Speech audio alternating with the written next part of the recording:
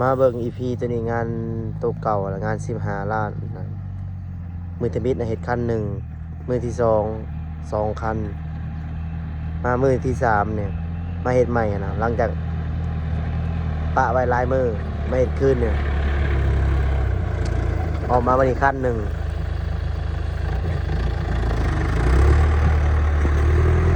มื้อนี้มาคันหนึ่งจะบ่ฮู้ว่า15ล้านขีดการที่เฮาเฮ็ดเวียกนี่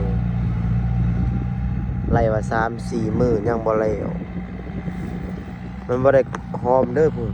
นี่ว่าต้นไม้ได้เฮ็ดดึงมาใกล้ๆได้เฮ็ดยังไง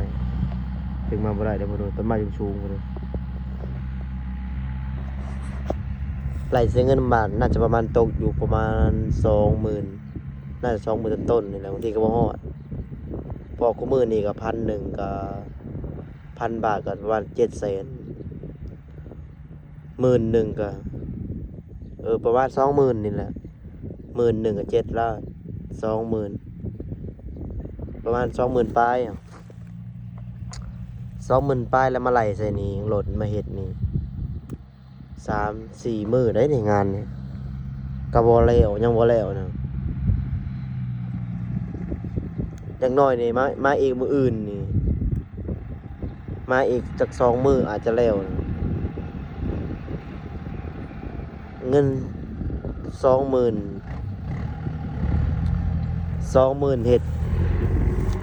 งาน 3-4 มื้อมื้อที่เป็นคันหนึ่งมื้อที่2 คันมื้อที่3นี่คันหนึ่งยังบ่แล้วมึงว่าพี่น้องมันแบบมันเป็นฐานะให้ใหญ่อะนะมันตกอยู่ประมาณความยาวประมาณ100ปลายพอแล้วและต้นไม้สูงๆเนี่ยเห็นบ่ต้นสูงผมก็ไปรถนี่แบบเอากินไปนี่ไอ้ต้อยซังนั่งซ้ำเก่าอะไรใช่มันก็ต้นไม้ที่เอาขึ้นมันก็บอกหลายๆนะ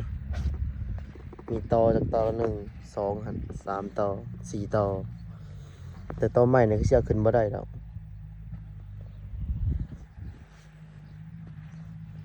น่าจะมาอีกประมาณ2 มื้ออาจจะแล้วนะแต่ว่างานนี่15ล้านกีบเอาเนาะคิดมากกับรูปเลยเอาไปมาได้แต่ค่าน้ำมันเพราะว่ามื้อหนึ่งเขาเฮ็ดงานบ่ได้มื้อหนึ่ง5 ล้านการที่เขามีรถไถนี่ก็ลุบแล้วการว่า15 ล้านรถมาคันหนึ่งนี่3 มื้อแล้วนี่บ่ลุบมื้อหนึ่ง5 ล้านคือว่าเฮ็ดได้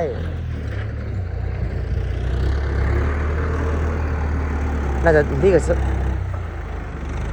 ไล่งานบ่ได้อะนะเมางานผิดก็ซ่าเดียว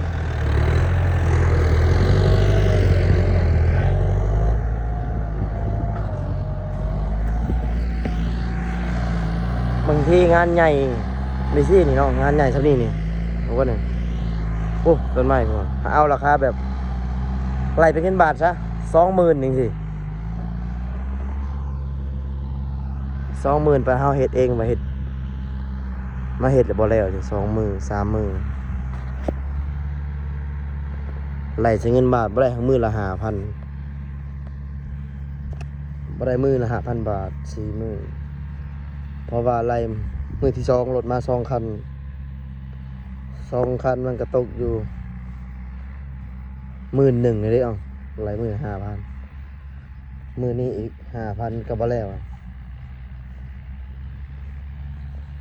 โอ้ก็บักไกลๆเด้อเฮ้ยเคยอยากไว้นั่นมันบักไกลๆนี่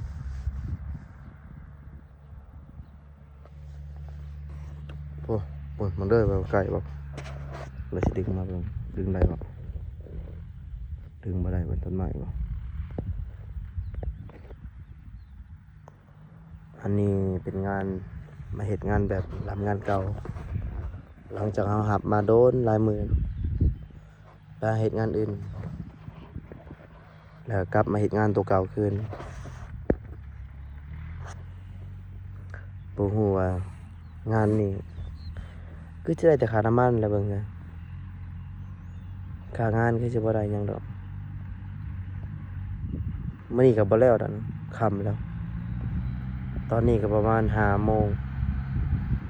4 โมงไป5 โมงอาจจะมื้ออื่นอาจจะแล้ว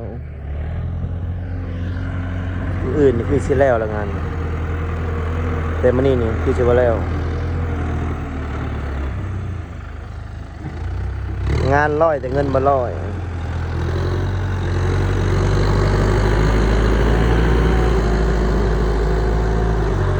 เดี๋ยวนี้แล้วเขาว่า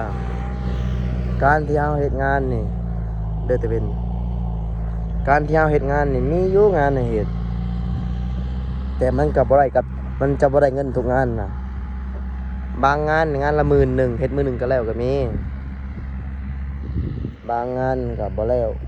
ก็มีงานเฮ็ดแต่ก็บ่มีเงินสินะมันก็มีงานลุบแล้วก็งานได้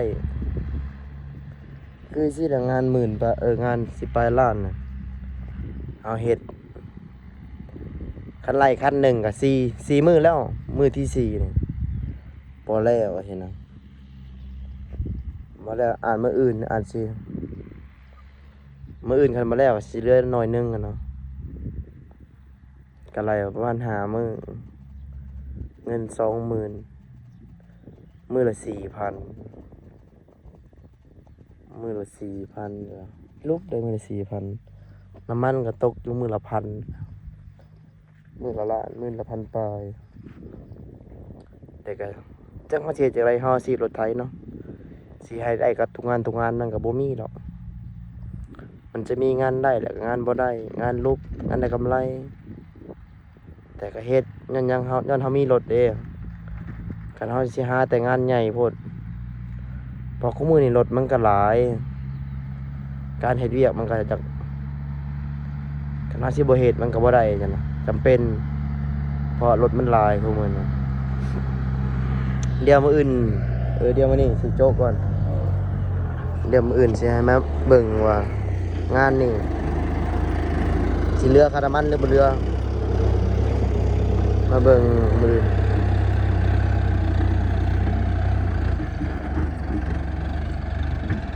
อื่นอาจจะแล้วหรือบ่แล้วมาเบิ่งกัน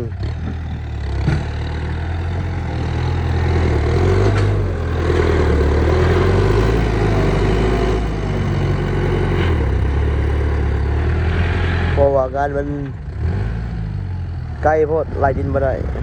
เดี๋ยวมาพอกันครับมื้ออื่นอีพีต่อไปได้น้องเด้อวันนี้จะโจ๊ะไปก่อนเพราะว่ามันคลิปมันก็ยาวแล้วเดี๋ยวมื้ออื่นจะมาให้เบิ่งว่างานนี่สิรูปหลายหรือสิรูปน้อยเดี๋ยวมาพอกันอีพีหน้าเดี๋ยววันนี้ขอโจ๊ะไปก่อนเด้อน้องบ๊ายบายพอกันมื้ออื่นว่าแล้วหรือบ่แล้ว